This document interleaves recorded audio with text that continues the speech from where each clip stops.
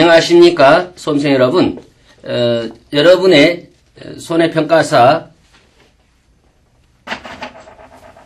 시험을 준비하는데요.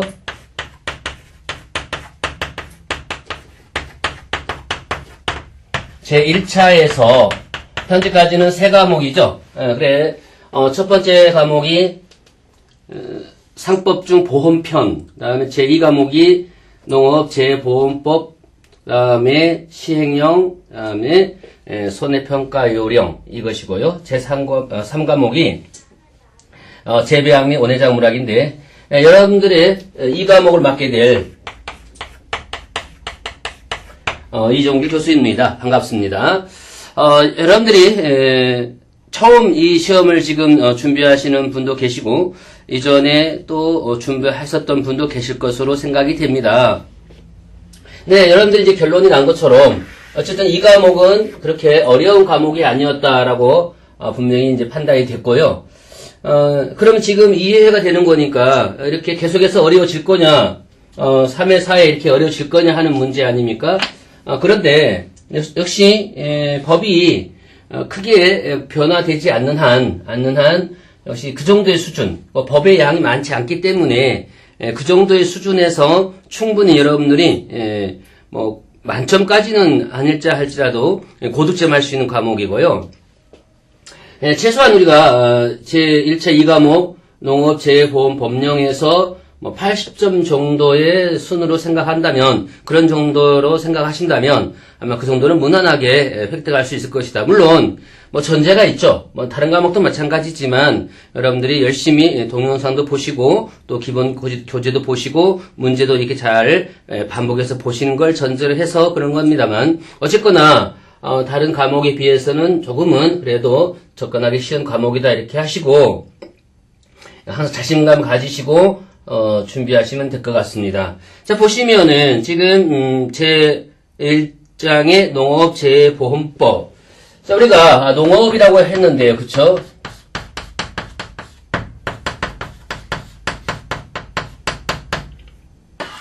농업과 어업에 대한 이야기인데, 그러면 이제 우리가 일반적으로 이 농업에 대한 이야기는 어떤 거냐면 농작물이죠. 자, 여기서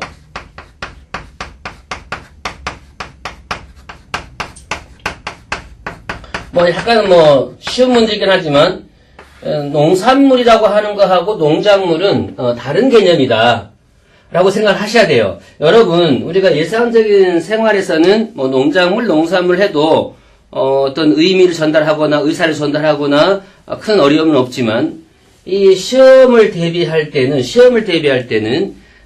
이 사소한 단어 하나하나가 사실은 정답과 오답으로 될 수 있는 가능성이 많습니다.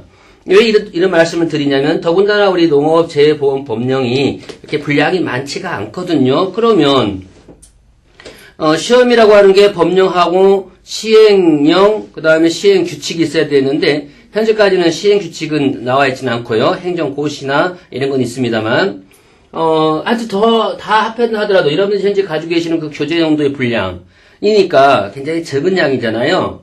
물론 이제 그것도 부담스러워서 많다고 생각하시는 분도 계시지만 어쨌든 다른 법에 비한다면 상당히 적은 분량일 텐데, 그런데 출제 범위가 이 안에 다 있다는 거죠. 그러면은 일반론을 출제하기도 하겠지만, 물론 그렇습니다.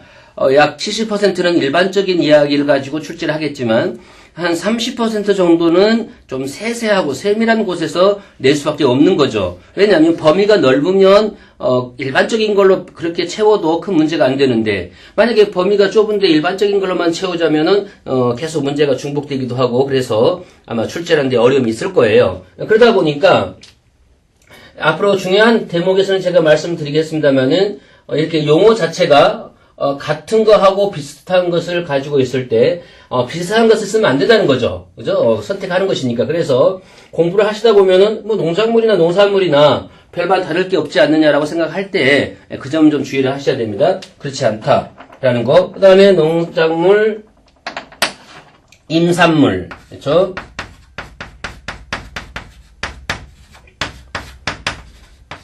가축이고요. 그 다음에 어업에 대한 것은 수산업인데, 여기서도 조심해야 할 게 양식수산업이에요. 그러니까 양식이란 말이 없고 일반 수산업이다, 뭐 그냥 수산업이다 이렇게 얘기하면은 그것도 역시 올바른 진술이 아니겠죠. 그래서 특이한 현상은 농업인데 여기에 농작물과 임산물과 가축은 농업 쪽으로 가고요. 이 양식수산업은 어업 쪽으로 분류가 되어 있어서 이 네 개에 해당한다는 것을 어렵지 않게 볼 수가 있겠죠. 그래서 기본적으로 농업 재해, 재해라고 하는 것을 했는데요. 재해. 이때 이 재해는 범위가 상당히 넓은데 여기 우리 농업재해보험에서 얘기하는 이 재해의 범위는 뭐냐면 바로 자연재해입니다. 자연재해.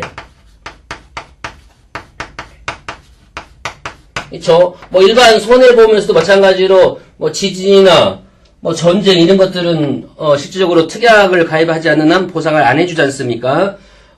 여기 우리 농업재해보험에서도 자연재해 외에 다른 요소들은 일단 보상하는 범위에서 벗어났다 이렇게 보셔야 돼요. 그래서 자연재해에 대한 농업재해보험, 예, 업종은 보험이죠. 보험이라고 하는 건 뭐냐면 여러분들이 보험업법에서도 자세히 공부를 하겠지만 이 보험이 크게 그렇죠? 대수의 법칙이다.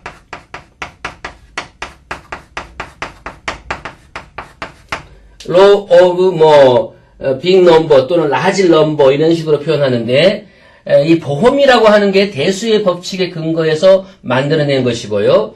그 다음에 일반적으로 이 재해보험의 상위법이 상법 중 보험편이고 그 보험 중에서도 일반적으로 보험은 생명보험, 손해보험, 제3보험 있죠. 뭐 우리가 이 시간에는 그런 거 가지고 공부하는 건 아니지만 어쨌든 포인트를 잡았을 때 이 자연재해는 손해보험에 속하는 거예요.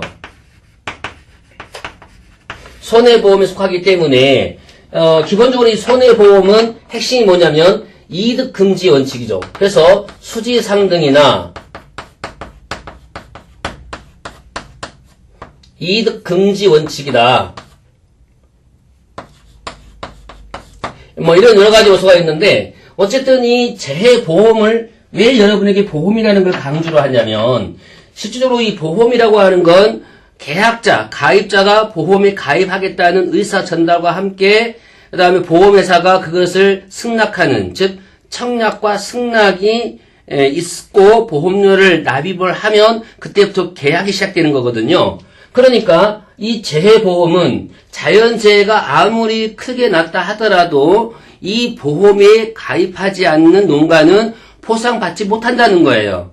핵심이 그겁니다. 그러니까 기본적으로 이 법에서 전제하는 건 뭐냐면 농가, 우리가 농가라고 표현을 하죠. 그것을 다 보험적인 얘기하면은 계약자 또는 가입자라고 하는데 이 계약자나 가입자가 보험에 가입했어야 한다 이 말이죠. 가입했어야 했을 때 이 보상이 들어간다는 얘기지 자연재해가 생겼을 때 어떠한 농가나 다 보상을 해준다. 그런 개념은 아닙니다. 그래서 재해보험이라는 말을 쓴 거죠. 보험에 가입해야 한다 이 말입니다. 그래서 농업재해보험법인데 법령인데 그 농업에 해당하는 건 농작물과 임산물과 가축에 해당하는 것이고 다음에 업은 양식수산업인데 여기에다가 뭐가 추가가 되냐면 전부 부대시설이 있죠. 각 항목들의 시설물들이 있을 거 아닙니까? 그래서 부대시설을 함께 보상을 하겠다 하는 것이 이 법의 핵심이고요. 중간중간에 말씀을 드리겠지만 이 농업재해보험법은 실제 보험회사나 국가가 농가를 대상으로 어떤 이득을 얻고 어떤 영리를 추구한다는 것으로 설립된 게 아니에요. 핵심은 뭐냐면 실제 그렇지 않은 농촌이 힘들고 어려운 상황 속에서 국제적으로 많은 제약 또는 뭐 규약 이런 걸 통해서 그렇지 않아도 어려운 농업인들이 어떤 활로나 이런 것들을 모색을 해야 될 텐데요. 국가에서 직접적인 지원을 해줄 수가 없는 것이고 정부에서도 마찬가지로 해줄 수 없는 것이고 그래서 이러한 재해보험법을 통해서 최소한 재해가 났을 때만이라도 농가들에게 이렇게 보상을 하겠다라는 것이죠. 그래서 실제 여러분들이 이제 공부하다 보면 그런 내용이 나오지만 여러분들이 뭐 보험을 한두 개씩 다 가입을 한 걸로 제가 뭐 판단할 수 있을 텐데요. 뭐 기본적으로 뭐 자동차 보험은 다 가입해야 되는 거니까. 그런데요, 이때 보험료를 국가에서, 즉 정부에서 일부를 대납해주는, 대신 납부해주는 그런 보험은 존재하지가 않죠.